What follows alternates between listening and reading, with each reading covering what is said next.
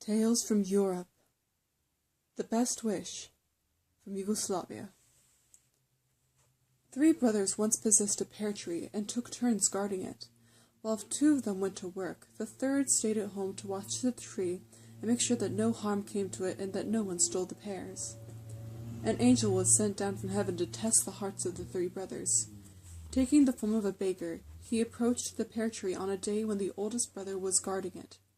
He held out his hand and said, "In heaven's name, brother, give me a ripe pear." The oldest brother gave him a pear immediately. "I can give you this one," he said, "because it is mine, but none of the others because they belong to my brothers." The angel thanked him and went away. The next day the second brother was on guard, and the angel returned as a baker and again begged to the charity of a ripe pear. "Take this one," answered the second brother. "It belongs to me, but I can't give you any of the others because they belong to my brothers." The angel thanked the second brother and departed. The third day, when he approached the youngest brother, the boy replied in the same manner. On the following day, the angel, disguised as a monk, came early to the brothers' house while they were all still at home.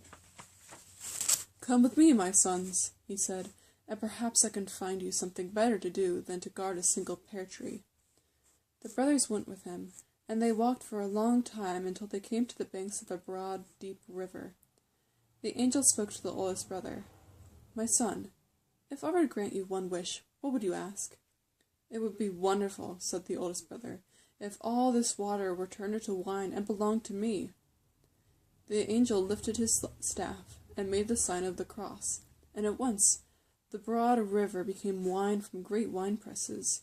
Men were filling a large number of casks and rolling them about. A huge industry appeared, with shed, storehouses, wagons, and men running back and forth busily and addressing the oldest brother respectfully as master. "You have your wish," said the angel, "but do not forget God's poor, now that you are rich." They left the oldest brother busy with his wine and traveled on until they came to a great field where flocks of pigeons were feeding. "If I were to grant you one wish," said the angel to the second brother, "what would you ask for?"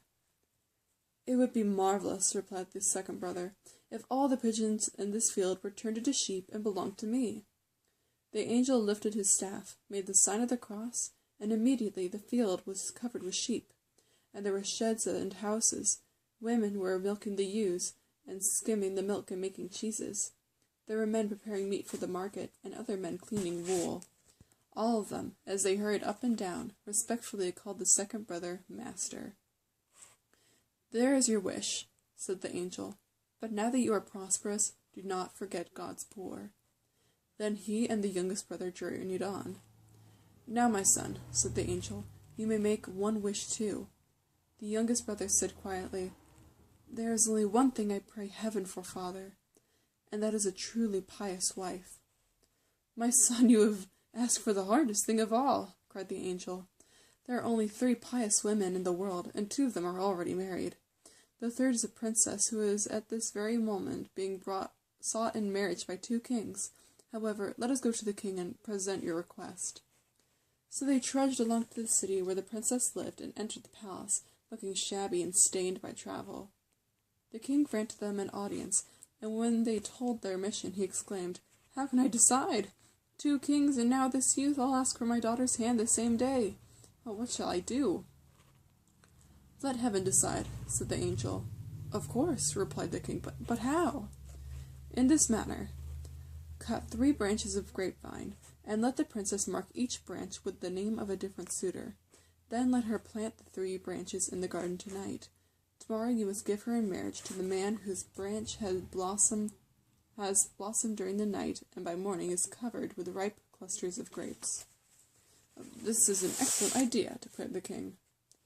The princess and the suitors agreed to it. The princess named and planted the 3 branches. In the morning 2 of the branches were withered and bare, but the third was covered with green leaves and ripe clusters of grapes, and the name on the blossoming branch was that of the youngest brother. The king accepted heaven's ruling without question, led his daughter to the church, and had her married to the strange young man. Then he sent them off with his blessing, and the angel led the young couple to a forest and left them there. After a year had passed, the angel was sent back to earth to see how the three brothers were getting along. Again assuming the garments of a beggar, he went to the oldest brother, who was busy among his vines and his wine presses. "Please give a poor old man a cup of wine," begged the angel. "Get out, you old rascal," shouted the oldest brother in a rage. "If I gave a cup of wine to every beggar who came along, I'd soon be a beggar myself. Off with you." The angel lifted his staff, made the sign of the cross, and behold, the wine and the presses and the shed and the workers disappeared, and the broad, deep river flowed again in that place. "In your prosperity you have forgotten God's poor," said the angel severely. "Go back to your pear tree." And he went on to find the second brother, who was busy in his dairy.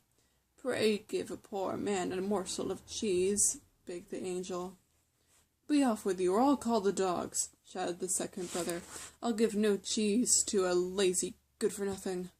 The angel lifted his staff, made the sign of the cross, and the sheep and the dairy and all the busy laborers vanished. Instead, there was only a field where flocks of pigeons were feeding. "You have forgotten God's poor," said the angel sternly. "Go back to your pine tree." Then the angel hurried on to the forest where he had left the youngest brother and his wife, the princess, and he found them living in great poverty in a little hut. "God be with you," said the angel, still disguised as an old beggar. "In God's name, give me a little supper and shelter for the night." "We are very poor ourselves, but come in," said the youngest brother. "You are welcome to share what we have." The youngest brother and the princess made the old beggar comfortable by the fire, and the wife set 3 places for the evening meal. They were so poor that the loaf baking in the oven was not made of flour at all, but of pounded bark, which the youngest brother had gathered from the trees. "I am ashamed," murmured the wife, "that we have no real bread to offer you, our guest." "I really need very little," answered the angel, smiling. But when she opened the oven, there was a browned loaf of wheaten bread, and she cried, "God be praised!" and wept with surprise and delight. She drew a pitcher of water at the spring, but when she began pouring it into the cups, it had changed into sweet wine, and the youngest brother was as overjoyed as she. And the angel said, "In your happiness, you have not forgotten God's poor, and God will reward you."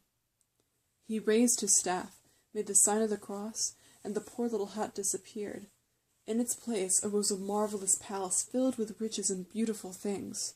Many servants passed to and fro and addressed the younger brother as "my lord," and his wife as "my lady." And the old beggar arose with a smile and blessed them. "God gives you these riches," he said, "and they will be yours as long as you share them with others. Bless you, and farewell, my children." And the angel returned to heaven to report on the goodness of the youngest brother's heart, while the youngest brother and his dear wife lived in great honor and love.